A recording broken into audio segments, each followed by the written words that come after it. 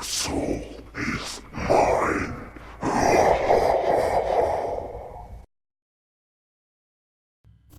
И вот, первый ролик с крутым геймплеем, темой которого был выбран один из лучших камбэков в истории видеоигр. Сейчас вы увидите динамичный и интереснейший бой, а для того, чтобы вам легче было разобраться в происходящем, смотрите следующее видео с предысторией.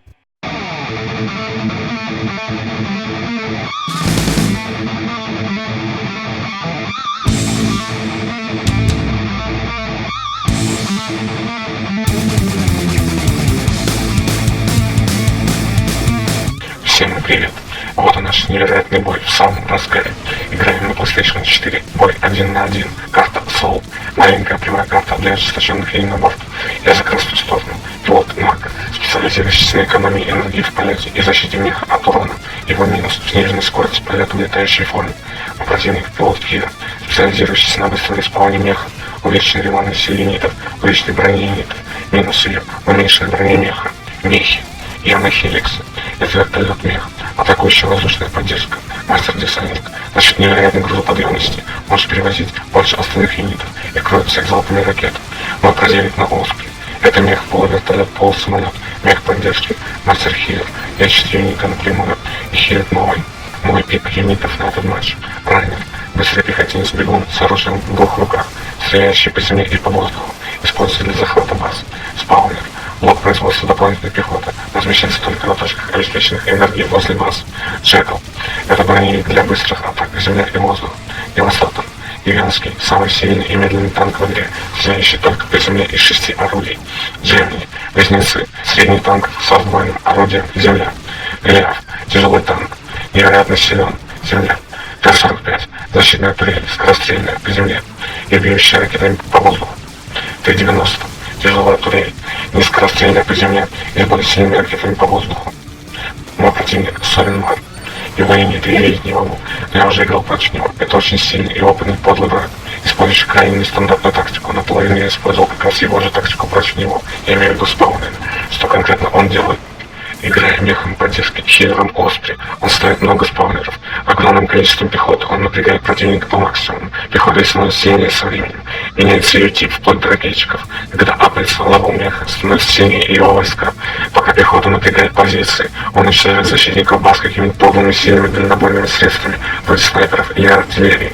И пока он вот так вот тянет время, с возможно даже более сильным противником, затрачивая при этом небольшое количество ресурсов на подлые дальнобойные атаки, он на дальних баз купит танковую колонну на сэкономленные ресурсы.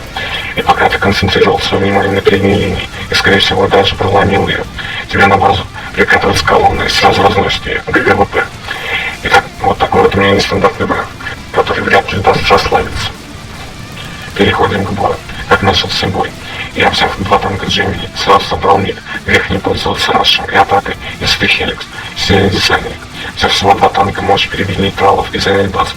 Из вещей на Хеликс стоят оба типа ракет, движок и ядро. Также, разумеется, на главной базе и я, и он построили спаунеры. Одна тактика на двоих. Но он, как мастер хилер, так активно вперед не лезет. И вот, под градом ракет, я пытаюсь уничтожить его спаунер. Но приходится отходить на свой пост, чтобы восстановить жизни. Вот, как я и говорил, он напрягает свои пехоты по максимуму, ближайшие к линии фронта посты. Пытаюсь провести небольшую самую атаку.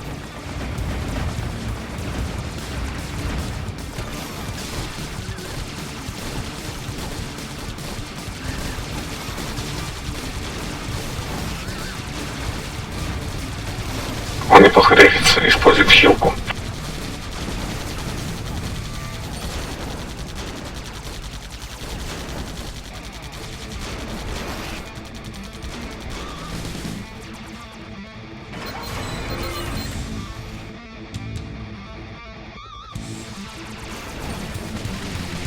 Организуем атаку.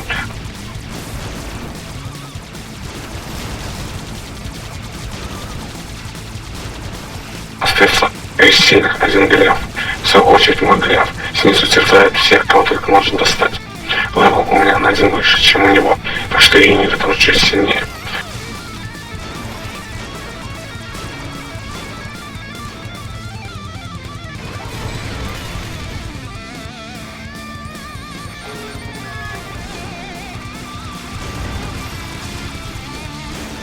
разбираем его Голиаф и захватываем пост.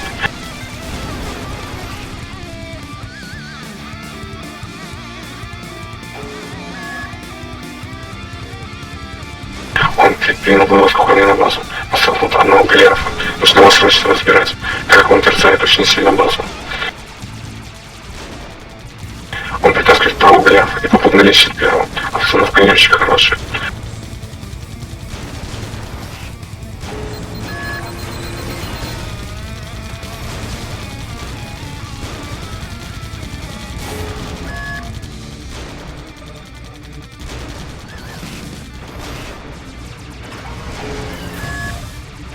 А базы отнята уже почти половина. Надо ставить больше турелей.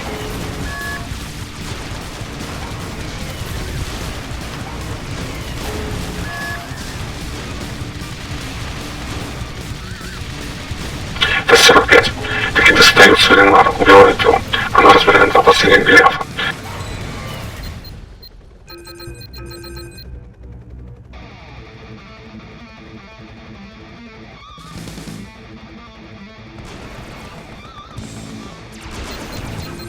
Строят два Голиафа, Джемини и Т-45.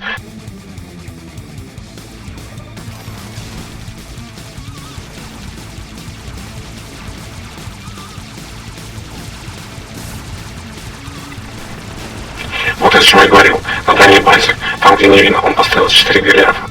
И теперь хочет закончить раунд, потому что 60% жизни моей базы, вы можете видеть, это вверху уже отнято. Остается только добить базу.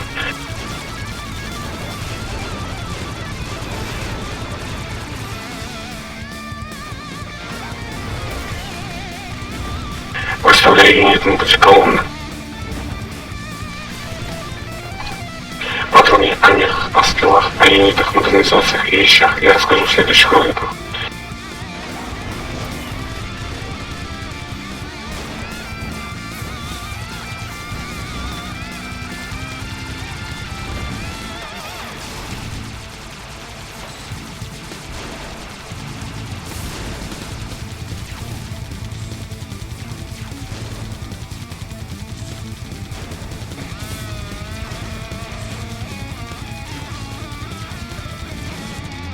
Пока наложу вылазку к нему на базу, уничтожил спаунер еще один, он пытается мне помешать.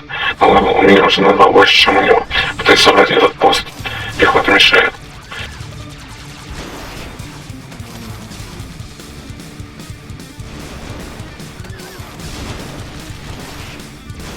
Высочая колонна техники, она уже ползет к моей базе.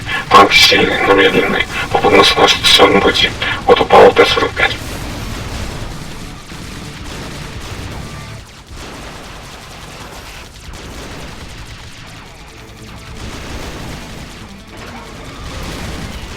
Чем-то надо эту хрень тормозить, потому что их там 5 штук. Ставлю одного Голиафа на пути.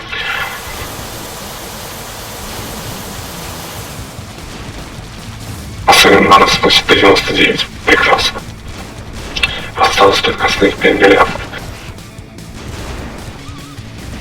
Поставил свой танк не очень хорошо спиной, просто времени уже не было.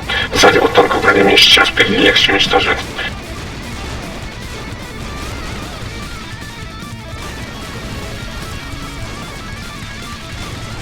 Вот они подъехали и начинают цеплять на базу, а жизни все меньше, уже 20% осталось.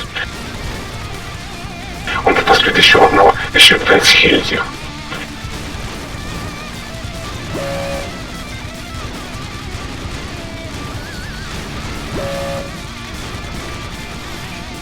Ультай на лоу хп. Но где-то его достает солдат. Обычный простой пехотинец просто его видит армер. Хок поднимает ствол, сбивает его. Нормально. Так и должно быть.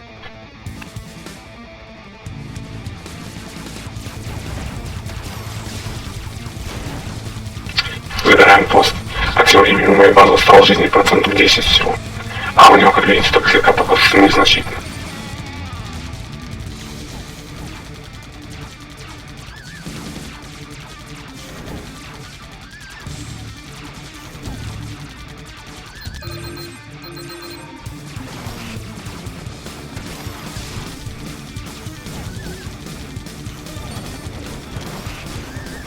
Вот как бы 10 пехотинцев забирают пост. Но под огнем снайперов они скоро все полягут. Вот как раз полная тактика о чем я говорил, он использует дальнобойные элиты, чтобы уничтожить защитников постов.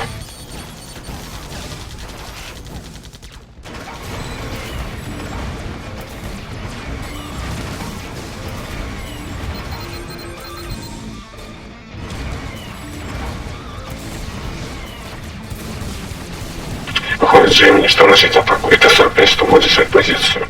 Как видите, танкам загородили проход, и они расстрелились.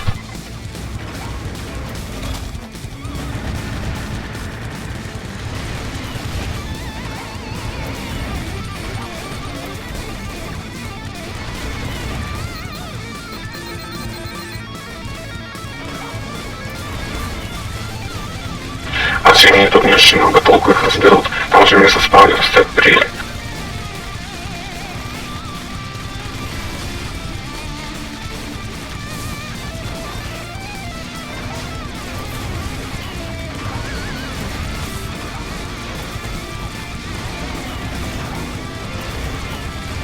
Началась доминация. Доминация — это очень полезная вещь. Я захватил все посты на карте, и жизни у базы будут подниматься сами, пока он не захватит один пост. Он начинает терять жизни базы. Неплохой урон наносит доминация. И надо срочно забрать у меня какую-нибудь базу, иначе для него все плохо закончится.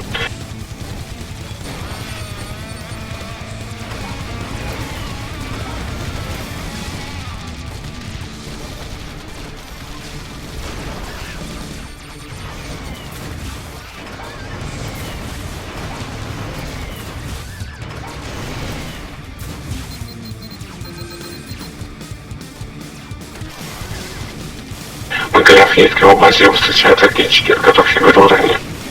Это самый сильный тип пехоты, бьющий по земле и воздуху. Сильнее уже не будет. Идет уже 15-я минута боя.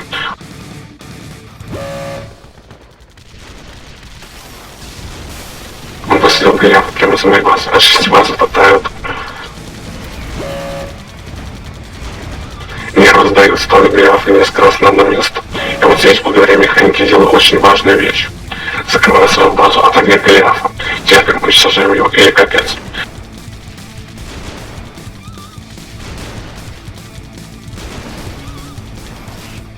Ну как справились? База вообще просто на лоу хп.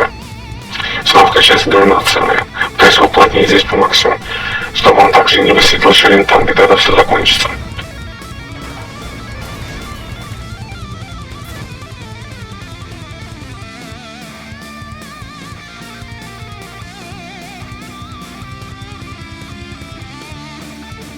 Он снял доминацию. Жизни у базы тоже не так много, процентов 20, а у меня вообще процентов 5 осталось. Строит Т-90 много. Теперь надо не пускать его близко к базе, и капец, все очень быстро закончится. Еще она такая близкая, и все.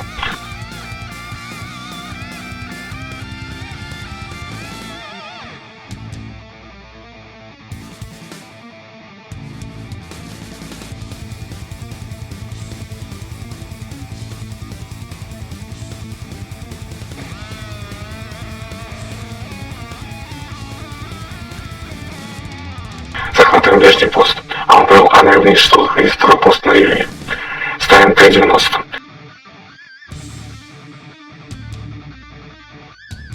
Вон там сколько всяких ущербов. Берут Т-турели и продолжили десантную операцию прямо не с танками, а с турелями.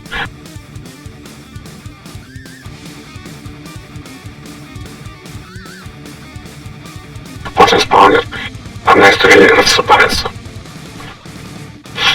В отличие от оригинальной игры, точнее от ее предшественника Герцог Цвай, здесь мех может напрямую наносить урон базе. Подробнее об отличиях и истории смотрите в следующем видео с предысторией. Ну так вот, мех тут может наносить урон базе, но он не слишком велик. Он как раз только что пробовал сделать такую вылазку соло, одним мехом, но там Т-90 и Т-45 его растерзали.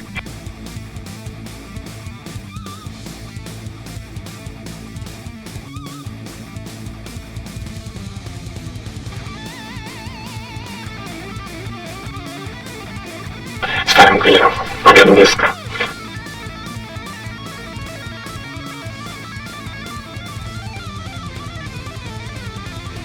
Вот и все. Прощайся, Вино.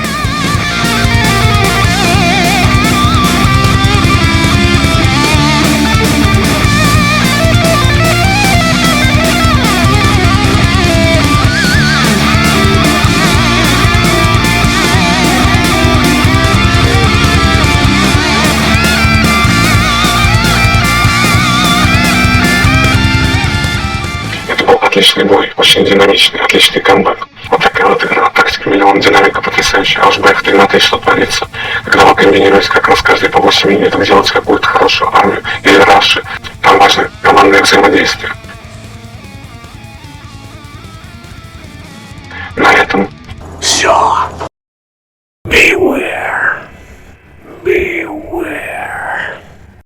после просмотра данного ролика у вас есть ровно 7 дней на то, чтобы подписаться и поставить лайк.